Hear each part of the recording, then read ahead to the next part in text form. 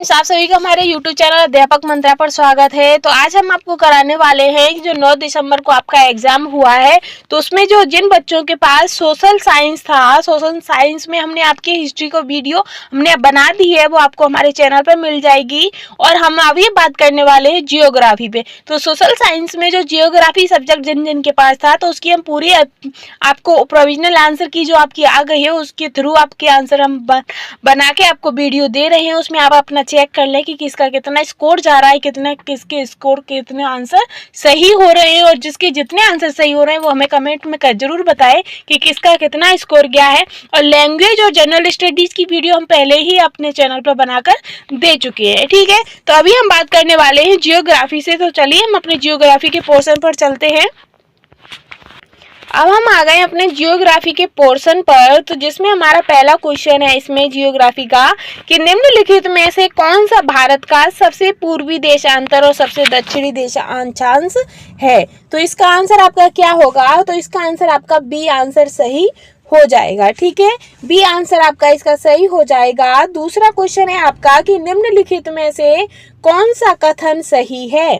तो G2 यानी कि आपका जो जियोग्राफी का दूसरा क्वेश्चन है, तो उसका आंसर आपका हो जाएगा उपयुक्त में से एक से अधिक। क्या होगा इसका आंसर, डी सही होगा। फिर नेक्स्ट है आपका तीसरा क्वेश्चन कि निम्न भारत की लंबाई और चौड़ाई की दृष्टि से निम्नलिखित में से कौन सा सही है।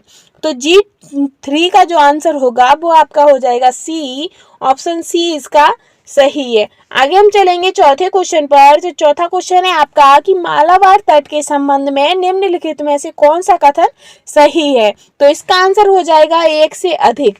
इसका आंसर है आपका उपयुक्त में से एक से अधिक आंसर आपका सही है, ठीक है। अब आता है हमारा 95 वाला क्वेश्चन कि दक्षिण भारत की नदियों के संबंध में निम्नलिखित में से कौन सा कथन सही है। तो इसका आंसर आपका हो जाएगा डी। इसका भी आंसर आपका डी सही है कि इसमें आंसर जो है वो एक से अधिक आंसर सही है। अब हम अपना नेक्स्ट क्वेश्चन पर चलेंगे, छठवें क्वेश्चन पर कि सिंधु और सतलज नदी के बीच स्थित हिमालय को कहा जाता है। जो सिंधु नदी और हिमालय जो है वो आपकी सिंधु और सतलज नदी के जो बीच में जो हिमालय है उसे क्या कहते हैं।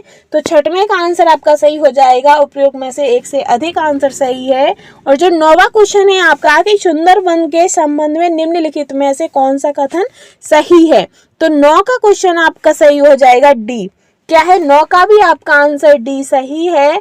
आगे हम बढ़ेंगे 7वां क्वेश्चन कि कौन सा ब्रह्मपुत्र नदी का सबसे बड़ा निवासित नदी द्वीप है। तो वो आपका ब्रह्मपुत्र नदी पर कौन सा द्वीप बना है। तो 7वें का क्वेश्चन आपका सही हो जाएगा मांजुली द्वीप। कौन सा, मांजुली द्वीप, ठीक है। आगे है आपका 10वां क्वेश्चन कि निम्नलिखित में से किस नदी के किनारे भारत का दूसरा सबसे बड़ा जलप्रपात शिवन समुद्रम स्थित है। तो किस नदी के पास है। तो 10 का इसका भी आंसर हो जाएगा आपका कावेरी नदी, ठीक है। आगे हम बढ़ेंगे, आपका 8वां क्वेश्चन है कि निम्नलिखित में से कौन सी भारत की सबसे बड़ी खारे पानी की झील है। तो खारे पानी की झील आपकी कौन सी है सबसे बड़ी। तो इसका आंसर हो जाएगा आपका सी, चिल्का झील, ठीक है। 11वां क्वेश्चन है आपका कि कोरियोलिस बल के संबंध में निम्नलिखित में से कौन सा कथन सही है। तो 11वां का आंसर आपका होगा उपयुक्त में से एक से अधिक आंसर सही है। आगे हम बढ़ेंगे आपका 12वां क्वेश्चन पर। 12वां क्वेश्चन है आपका कि विश्व में सर्वाधिक वर्षा वाला स्थान मासिन राम किस राज्य में है। तो वो आपका है मेघालय में। कहाँ पर है, मेघालय में। तो इसका भी आंसर सही होगा। और 15 का आपका क्वेश्चन है जो 15वां कि निम्नलिखित में से कौन सी विशेषता भारत में उष्णकटिबंधीय सदाबहार वनों से संबंधित है। तो इसका आंसर आपका हो जाएगा उपयुक्त में से एक से अधिक आंसर आपका सही है। तो 15वां का डी आंसर आपका सही होगा। 13वां क्वेश्चन है आपका कि भारत में 70 सेंटीमीटर से कम वार्षिक वर्षा वाले क्षेत्र में प्राकृतिक वनस्पति का वर्णन किस रूप में किया गया है। तो 13 का आंसर आपका सही होगा वी। फिर आते हम 14 पे। 14 है कि भारत में चंदन किस प्रकार की प्राकृतिक वनस्पति में पाया जाता है। तो 14 का आंसर आपका सही होगा ए, उष्णकटिबंधीय पर्णपाती वन। फिर आपका आता है 16वां क्वेश्चन कि निम्नलिखित में से कौन सा बायोस्फीयर रिजर्व यूनेस्को द्वारा अंतरराष्ट्रीय स्तर पर मान्यता प्राप्त नहीं है। तो 16वां का आंसर आपका रहेगा उपयुक्त में से कोई नहीं। ठीक है, आगे हम बढ़ेंगे। आपका 17वां क्वेश्चन है, 17वां क्वेश्चन है कि रियो डी जेनेरो भारतीय शिखर सम्मेलन 1992 किसको संबोधित करने के लिए बुलाया गया था। तो 17वां क्वेश्चन का आंसर रहेगा उपयुक्त में से एक से अधिक आंसर इसका सही है। फिर आगे है आपका 18वां क्वेश्चन कि निम्नलिखित में से कौन सा नवीकरणीय संसाधन नहीं है। तो वो आपका हो जाएगा इनमें से आपका कोई सा भी उत्तर सही नहीं है।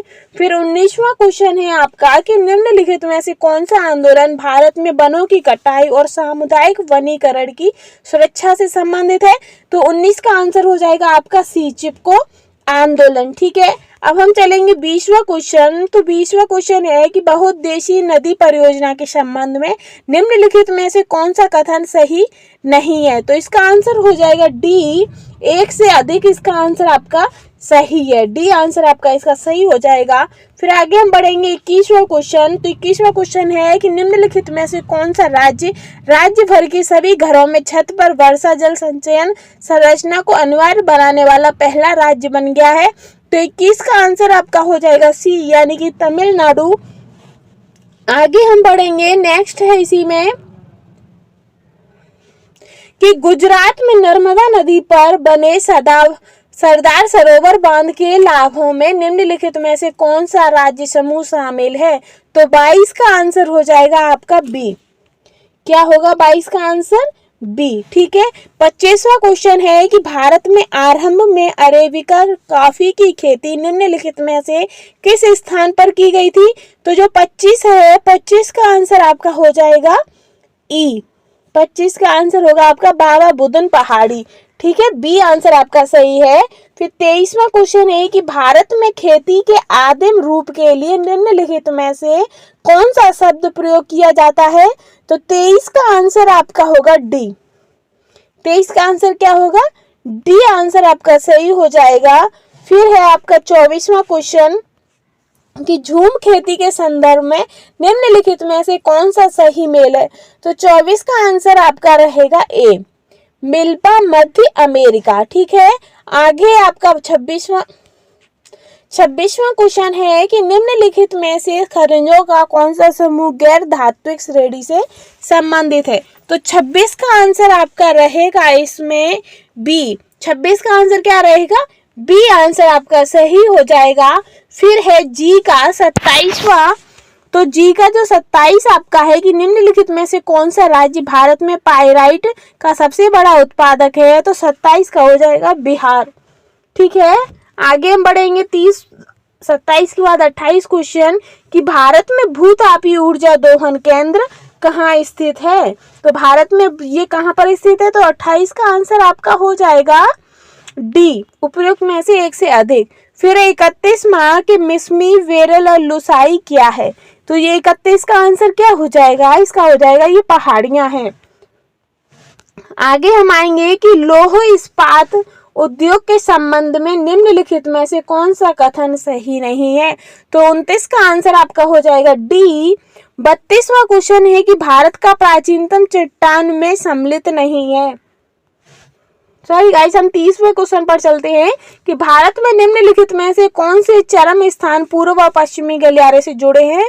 तो 30 का आंसर हो जाएगा बी, सिलचर और पोरबंदर। ठीक है, फिर आपका 31वां क्वेश्चन की 31वां तो हो गया आपका पहाड़ियां। फिर है कि भारत की प्राचीनतम चट्टानों में सम्मिलित नहीं है। तो प्राचीनतम चट्टानों में कौन सम्मिलित नहीं है। तो इसका आंसर हो जाएगा उपयुक्त में से कोई नहीं। 33वां क्वेश्चन है कि असम हिमालय में हिमरेखा की ऊंचाई है। तो 33 का आंसर आपका सही होगा 4400।